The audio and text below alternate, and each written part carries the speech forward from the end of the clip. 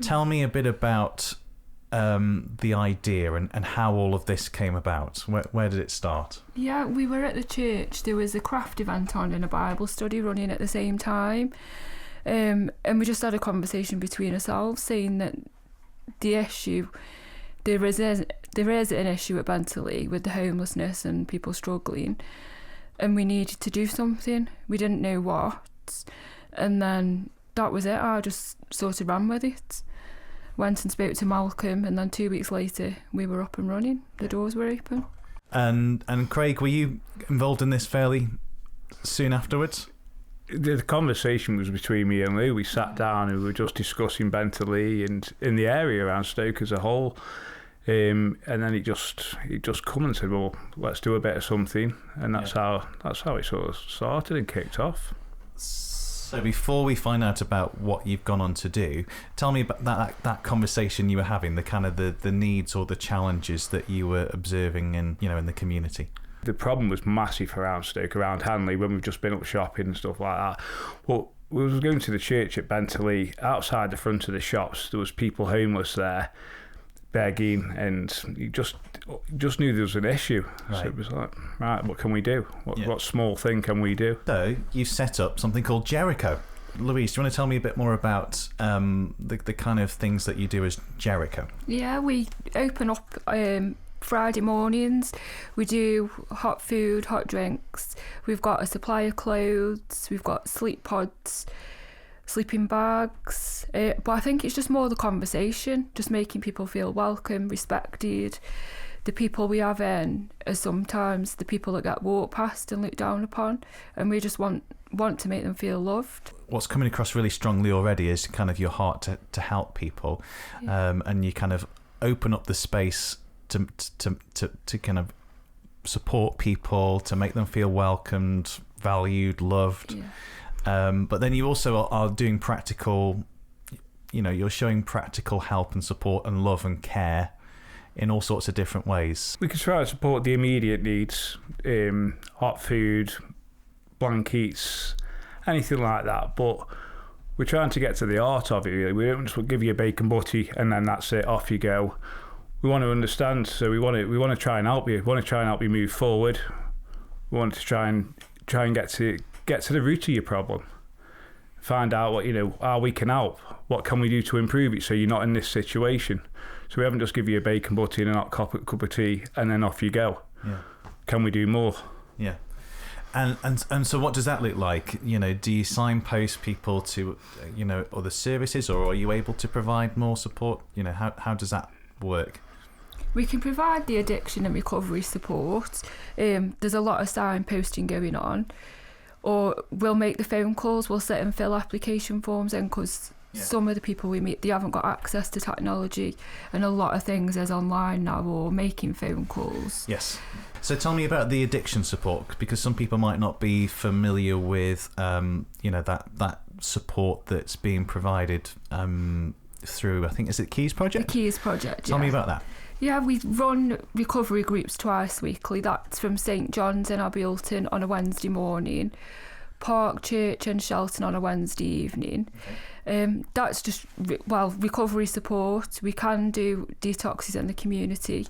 We're overseen medically by a doctor, and there is centres all over the country and an online meeting that people can get to. We had a young man that came in. He was a monkey dust user, and he was actually sleeping at Park Hall.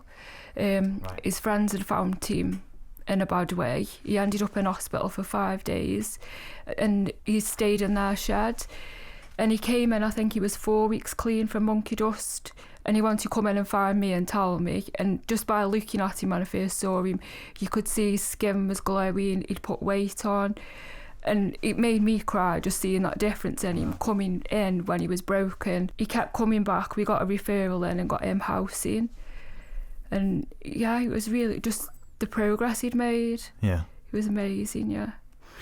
Because in terms of drug addiction locally, monkey dust is the big issue, isn't it? That's the kind of the drug issue around Stoke-on-Trent area. I would go as far as to say that 85% of the people that we come across, along with other substances that they use. Nearly always that's one that's ticked. But from your experience, you know, someone who's using monkey dust, that's not it for them. They can move on, they can recover, they can find a new life, something better. Yeah, oh, definitely. 100%. Yeah, 100%. Where did the name Jericho come from? Yeah, Jericho is a biblical town in the Bible. So with addiction, we found it. You've got to take a destructive method to it. It's the walls of addiction. You've got to be brought down to rubble.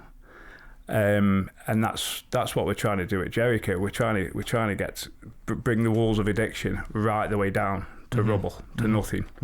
Not just make a hole in the wall. We want to bring the walls down. Where are things at the moment? So we talked about how it started. So how has it grown over the last few months? Like in terms of, you know, you've got a team of people. I think Louise, you said on the phone to me previously, you're perhaps helping maybe 15 or 20 people. Yeah, we can have up to 20 people in a week. Yeah. So yeah, give our listeners a bit of paint the picture of where things are at for Jericho at the moment. It's grown massively from when we first started. We did think it was just going to be tea and toast and just a little bit of conversation, but it's gone now to, we've had a little bit of funding, so we're able to do a full English breakfast. We get surplus food from about 5 or 6 different co-ops that we collect on a Thursday evening. And we just put that out, and there's lots of people that just come in for that, so they'll come in, take the food and go. Some don't stay. Yeah. But yeah, it's really good. We've got people come in to just have a cup of tea, but there's different groups that come in, groups of people, and now they've made friends, so they sit and have conversations together. Yeah. And weren't you telling me as well that there's a member on your team who, you know, initially came in and you provided some help, but now they're kind of almost repaying the thanks, as it were, by being a part of Jericho. So tell me that story. Yeah, we'd met him actually outside the shops at Bentilee, and he was stood talking to a homeless man, and I asked him if he wanted to come round, and he looked at me and he just said, "Well, I'm not homeless."